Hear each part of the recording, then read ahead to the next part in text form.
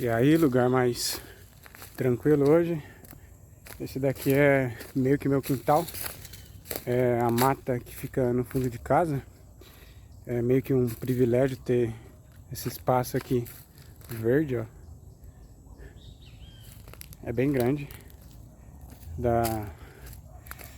Nem vou falar o tamanho disso. Não quero fazer conta.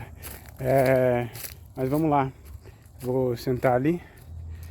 É um lugar que às vezes eu venho aqui pra dar uma meditada, dar uma relaxada. Pra cá tá bem legal, né? É o pôr do sol já. É quase 6 horas da tarde. Aproveitar para tomar um malto aqui, né? Aliás, eu tava correndo, corri 10K.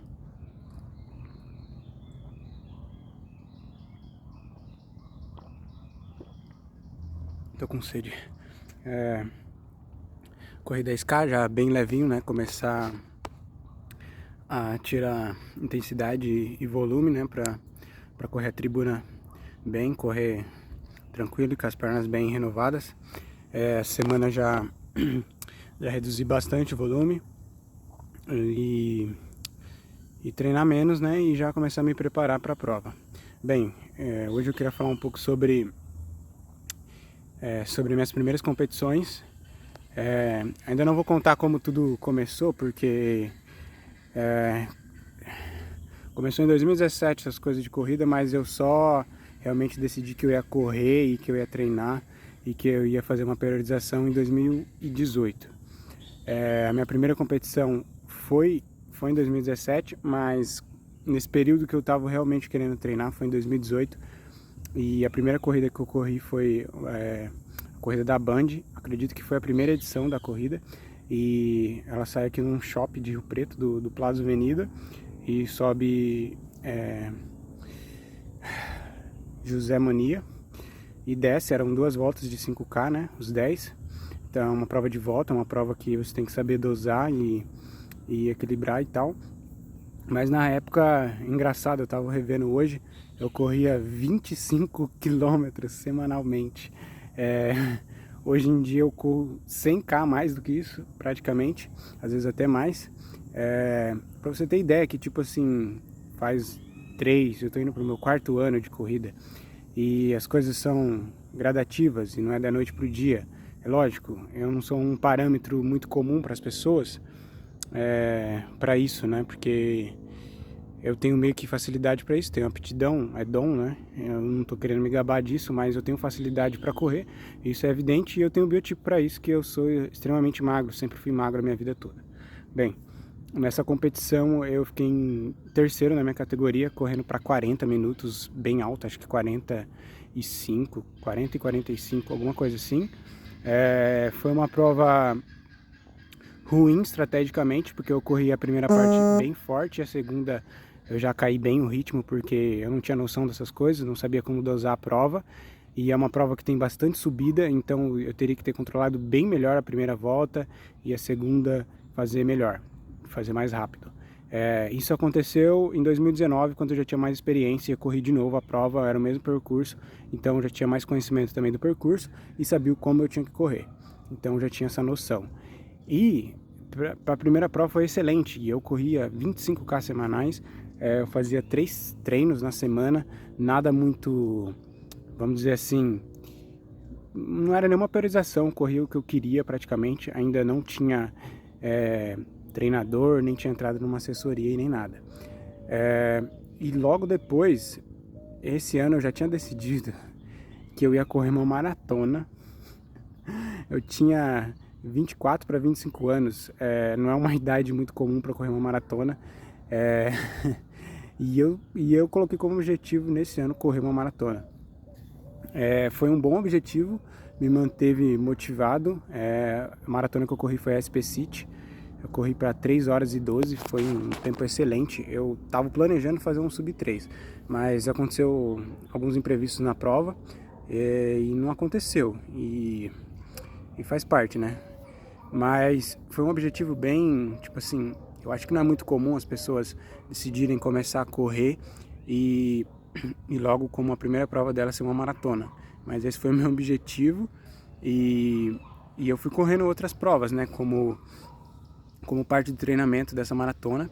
E depois desses 10K eu corri em uma prova de 21, que foi o 21 da Segura Alta, em 2018. E eu fiquei em quarto geral. Foi minha primeira maratona, a primeira meia maratona. E eu fiquei em quarto geral correndo para 1h23 mais ou menos, dá uns 3h52 de média. É um percurso difícil, que aqui em Rio Preto tem muita subida. E foi uma surpresa, porque eu não esperava essa colocação nessa prova, e é a prova que eu comento num vídeo aqui, que eu tô contando a história dessa prova. Eu vou linkar ele aqui no card, depois vocês assistem, vai aparecer aqui em cima. E eu não esperava isso, foi minha segunda competição. Já dá pra ver que não sou um cara muito normal, né?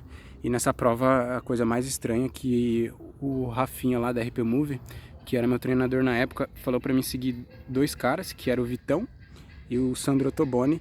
No vídeo eu tô contando melhor essa história. E a única coisa que eu fiz foi seguir os caras. E que eles corressem, eu tava tentando correr.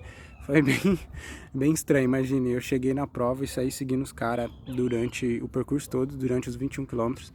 E foi a prova que a gente se tornou amigo, né? Porque a corrida tem esses momentos. E como é uma prova longa, a gente acabou conversando, a gente começa a ter um entrosamento diferente, né? E a gente tá ali sofrendo igual. Foi bem interessante. Uma coisa que eu queria apontar sobre essa questão de treinamento e como eu comecei as primeiras competições, que eu fiz algo que realmente é bem errado, e eu aprendi muito com isso, que eu corria muitas provas. Tudo que aparecesse para mim correr e que me chamassem para correr e que eu achasse que ia ser legal correr, eu tava correndo, eu não tinha uma seleção. Para vocês terem ideia, em 2018 eu corri 11 provas, em 2019 eu tive a audácia de correr 20 provas. É muita coisa. Você não tem tempo para fazer uma boa periodização, porque quando chegar as provas você tem que diminuir volume, reduzir velocidade, reduzir intensidade, você tem que fazer aquela manutenção, o famoso polimento, senão você não consegue correr bem. E eu sou um cara que não vai na prova para brincar, eu quero competir, eu quero dar o meu melhor, então acaba se tornando ainda mais perigoso e mais fácil de se machucar. Foi o que aconteceu em 2018, foi o que aconteceu em 2019.